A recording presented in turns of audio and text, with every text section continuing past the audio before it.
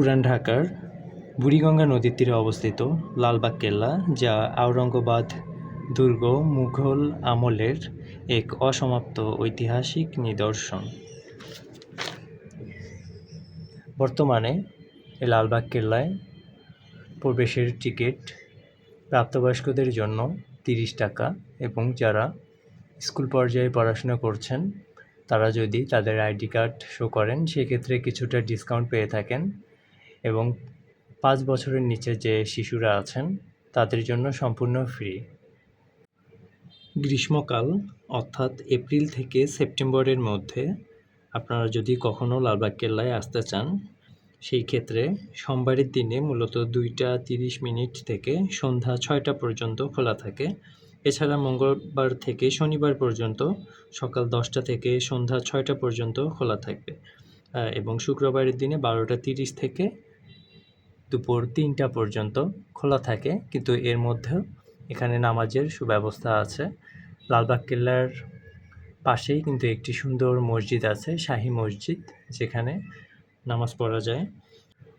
এবং শীতকাল অর্থাৎ অক্টোবর থেকে মার্চ মাস, এই সময়টার মধ্যে প্রত্যেক সোমবারে দুপুর 1টা 30 থেকে বিকাল 5টা পর্যন্ত লালবাগ কেল্লা খোলা থাকে, এবং মঙ্গলবার থেকে শনিবার পর্যন্ত সকাল 9টা থেকে বিকাল 5টা পর্যন্ত খোলা থাকে। এছাড়া শুক্রবারে দুপুর 12টা 30 মিনিট থেকে 2টা 30 মিনিট পর্যন্ত যদিও বা খোলা থাকে, কিন্তু নামাজের সময়টাতে কিন্তু বন্ধ থাকবে। তো আপনারা অবশ্যই চেষ্টা করবেন শুক্রবারের দিনগুলো ব্যতীত অন্য দিনগুলোতে যাওয়ার জন্য। আমি একটু উপরের দিকে যাচ্ছি এবং আপনাদেরকে একটু দেখানোর চেষ্টা করব আমি পুরো লালবাগ কেল্লাটা এক নজরে। দেখুন এত সুন্দর ভিউ। অনেকে ঘুরতে এসেছেন এবং যত সময় হচ্ছে ততই দেখছি অনেক দর্শনার্থী আসছেন দেখার জন্য। পরিবেশটা অনেক সুন্দর ছিল। লালবাগ কেল্লা কমপ্লেক্সটি মূলত 3টি প্রাচীন স্থাপনা, বাগান ও ফোয়ারা নিয়ে গঠিত।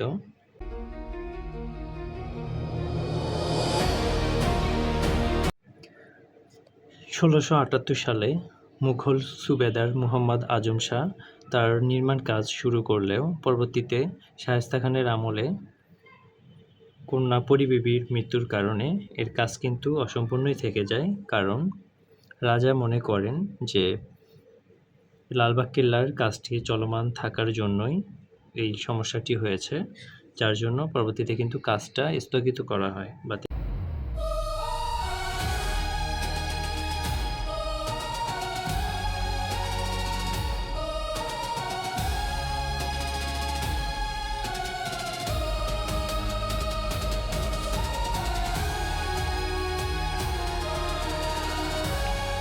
চলুন দেখে আসি এই স্থাপনাটির মধ্যে কি কি আছে, এবং এত সুন্দরভাবে সাজানো আছে। আমরা এখন সেই বিষয়টি দেখব। স্থাপনাটির মধ্যে প্রবেশ করতেই মন কেড়ে নিয়েছে।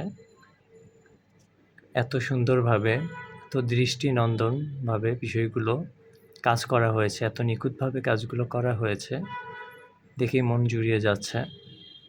আর এই সিঁড়িটা দিয়ে মূলত উপরে ওঠা যায়, কিন্তু কাউকে জিজ্ঞাসা না করে আসলে উপরে ওঠা তো অনেক রিস্ক ছিল, যার জন্য আমি উপরে উঠিনি।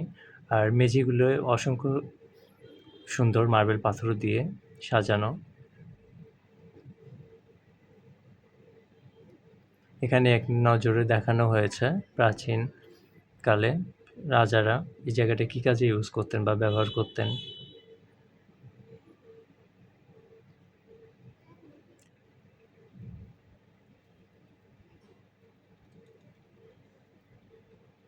এখানেও দেখিয়ে দেওয়া হয়েছে কোন জায়গাটা কী কাজে ব্যবহার করা হতো। উপরে এত সুন্দরভাবে মিনারগুলো দেয়া আছে, দেখতে অসম্ভব সুন্দর লাগছিল। কারুকাজগুলো এত সুন্দরভাবে করা হয়েছে, মন জুড়িয়ে যাওয়ার মতো।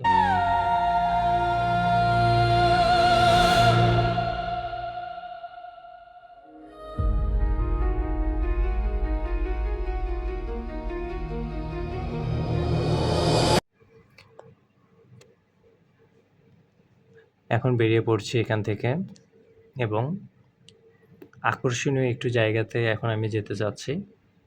যেখানে মূলত বেশ কিছু সুড়ঙ্গ রয়েছে। যদিও বা মানুষের মুখে মুখে অনেক কথা শোনা যায় এই লালবাগ কেল্লাকে নিয়ে, যার মধ্যে অন্যতম একটি বিশেষ জায়গা যেটা মূলত সুড়ঙ্গ। সুড়ঙ্গে পৌঁছানোর আগেই আমি দেখতে পেলাম বিশাল একটি পুকুর, যে পুকুরটি প্রায় শুকিয়ে গেছে, কোনো পানি নেই, কিন্তু পুকুরের আয়তন অনেক বিশাল।